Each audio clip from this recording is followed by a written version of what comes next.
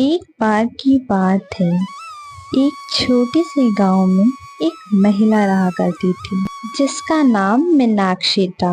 वह बहुत अच्छी इडली बनाया करती थी और उसकी इडली पूरे गांव में मशहूर थी। मीनाक्षी रोज गांव के बीचों बीच एक छोटी सी दुकान लगाया करती थी। वो सुबह सुबह ताजी ताजी इडली बनाती और उसे सुंदर से टिफिन में सजाकर गांव में बेचने चली आती। गांव में बच्चे बड़े बूढ़े सब इडली के बड़े दीवाने थे। अरे मीनाक्षी दीदी, जरा एक प्लेट इडली तो लगाना। जी भैया, लगाती हूँ। मीनाक्षी अपने ग्राहकों को जल्दी जल्दी इडली बनाकर दे देती है। उसमें से एक ग्राहक बोलता है, अरे मीनाक्षी दीदी, आपकी इडली का तो जवाब नहीं है। वाह, बहुत उम्दा बनाई है इडली। धन्यवाद भैया। काफी शाम हो जाती है और अंधेरा भी छा जाता है। मीनाक्षी अपनी दुकान बंद करके अपने घर वापस चली जाती है। वहीं मोहनलाल अपने घर पहुंचता है और अपनी पत्नी से इडली की बहुत तारीफ करता है। अरे पता है भाग्यवान, इडली तो मीनाक्षी बहन बनाती है, बहुत अच्छी। उसके जैसे इडली तो पूरे गांव में कोई ना बना पाता होगा। मोहनलाल की पत्नी उससे चिढ़ जाती है और उससे कहती है, अच्छा, तो अब मैं भी कल से इडली वड़ा की दुकान लगाऊंगी और देखती हूँ कौन खाने आता है इडली, उसके यहाँ कि मेरे यहाँ, देखती हूँ। सुमन अगले ही दिन गांव के बीचों बीच पहुंच जाती है जहाँ पे मीनाक्षी हमेशा दुकान लगाती है। उसने उसी जगह दुकान लगाई जहाँ पर मीनाक्षी लगाती है। थोड़ी देर बाद जब मीनाक्षी अपनी दुकान लगाने के लिए उस जगह पर आई तो उसने देखा कि वहां पर तो कोई और है।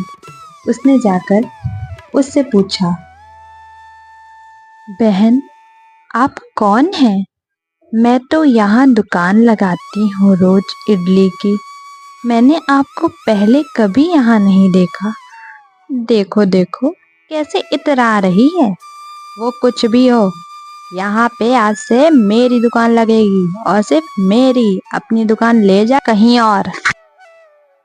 मीनाक्षी सुमन की ऐसी बात सुनकर बहुत उदास हो जाती है और वह वापस अपने घर की ओर निकल पड़ती है। अरे माँ, आप इतनी जल्दी घर आ गई? क्या हुआ? आज दुकान नहीं लगी?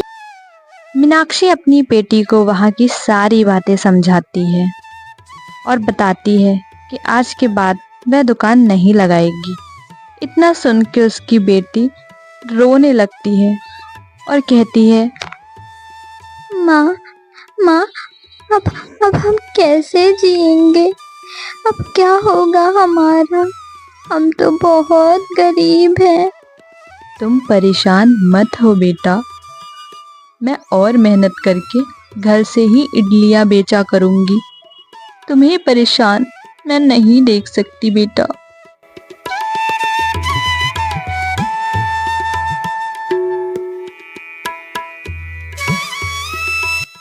मीनाक्षी ने हार नहीं मानी।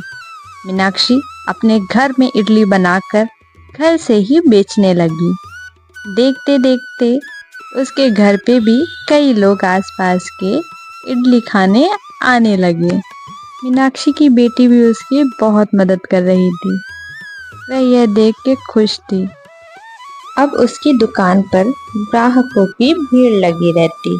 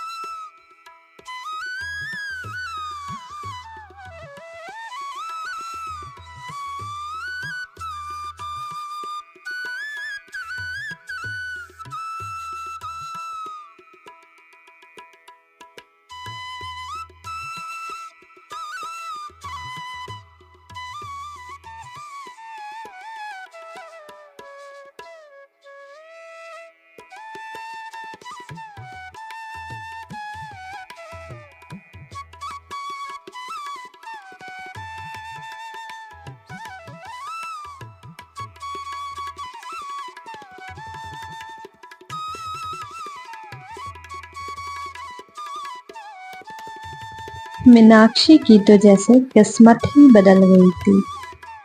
उसने एक अच्छा घर खरीदा और वह सभी गांव वालों की बहुत अच्छे से मदद करती। उसका स्वभाव बहुत अच्छा था। कुछ दिन बाद गांव में हर जगह ये बात फैल गई। अरे सुनती हो सुमन, मीनाक्षी दीदी तो बड़ी दिल वाली है। मुझे पैसों की जरूरत थी, उन्होंने तुरंत मदद कर दी मेरी। मीनाक्षी की इतनी तारीफ सुनकर सुमन को मन ही मन गुस्सा आ रहा था। आखिरकार उसने इतने कम समय में इतनी पहचान बनाई तो बनाई कैसे। एक रात सुमन ने एक चोर को बुलाया। जी मालकिन जी, क्या काम है मुझसे? देखो, तुम्हें मेरा एक काम करना है। तुम्हें मीनाक्षी के घर जाकर चोरी करनी है। वहां पर जितने भी पैसे हों सारे पैसे चुरा लाना। ठीक है, मैं आपका काम कर दूंगा, मगर मुझे इस काम के बदले 50,000 रुपये चाहिए, नहीं तो मैं ये काम नहीं करूंगा। सुमन भी उसे वादा कर लेती है पैसे देने का। उसी वक्त वह चोर रात के अंधेरे में निकल पड़ता है।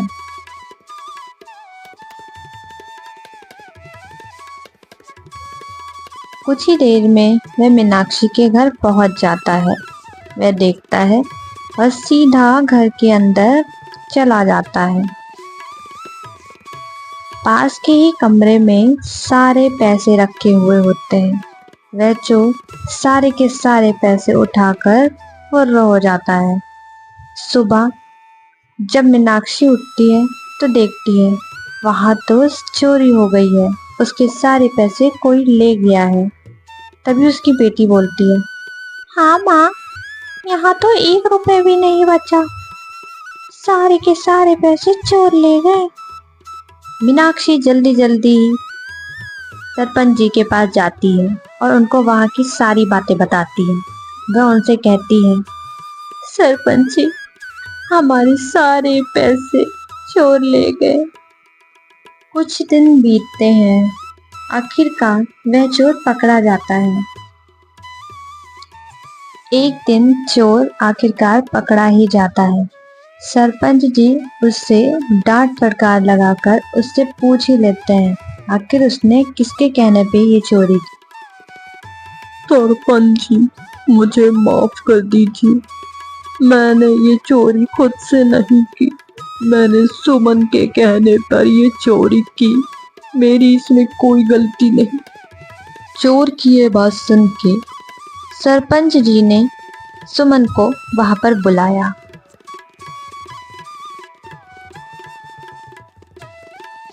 तभी सुमन आती है और सरपंच जी उससे पूछते हैं, अरे सुमन, क्या तुमने मीनाक्षी के घर में चोरी करवाई है? देखो, सच सच बताना। अरे सरपंच जी, मैं भला चोरी क्यों करवाऊंगी? मेरे पास पैसों की कमी है क्या? लगता है किसी दुष्ट इंसान ने मेरा नाम लगा दिया है सरपंच जी। मैं तो ऐसे बिल्कुल भी नहीं हूँ, चाहे आप किसी से भी पूछ लें। सरपंच जी को कुछ समझ नहीं आ रहा था। आखिर वह कैसे फैसला करें और सच का पता कैसे लगाएं। थोड़ी देर बाद सुमन का पति भी वहां पर आ पहुंचा। उसने सारी सच्चाई सरपंच जी के आगे रखी। सरपंच जी, मुझे माफ करिएगा, मेरी पत्नी ही चोर है। मेरी पत्नी मीनाक्षी से जलने लगी थी।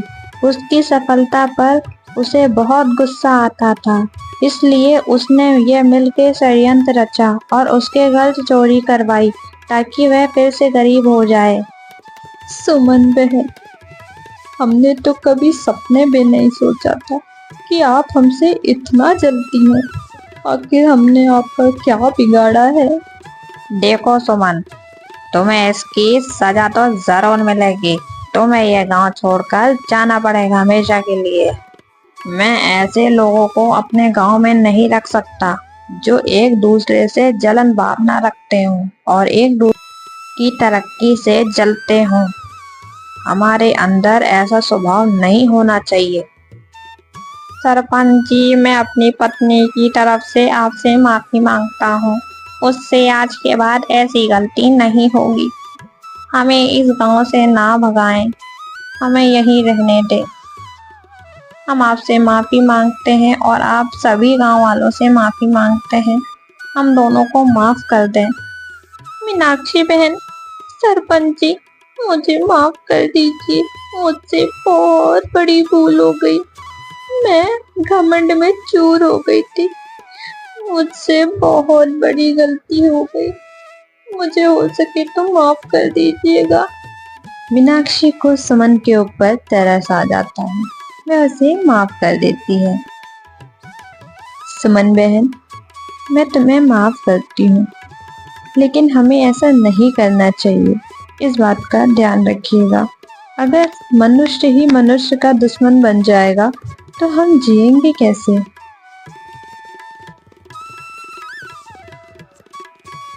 कुछ दिन बाद गांव में फिर से वही खुशहाली आ गई थी। सब हंसी खुशी और मिलजुल कर रहने लगे। मीनाक्षी ने गांव में एक बहुत बड़ा रेस्टोरेंट खोल लिया और वह बहुत चलने लगा। मीनाक्षी की जीवन ने हमें यह सिखाया कि जीवन में कितनी भी कठिनाइयां और परेशानियां आए, हमें उनसे लड़ना चाहिए और जीतना चाहिए।